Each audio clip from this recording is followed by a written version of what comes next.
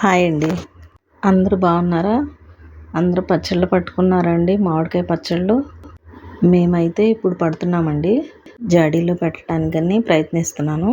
అయితే మన శరీరంలో జరిగే హెచ్చరిక సంకేతాల గురించి మాట్లాడుకుందాం. శరీరంలో హెచ్చరిక సంకేతాలు: నిరంతర ఆవులింతలు, తక్కువ ఆక్సిజన్, నోటి దుర్వాసన, జీర్ణాశయ అంతర సమస్యలు, చెవులలో శబ్దాలు, అధిక రక్తపోటు, నాలుక మంట, బి విటమిన్ లోపం, కళ్ళు తిరగటం, తక్కువ చక్కెర, తీపి పదార్థాల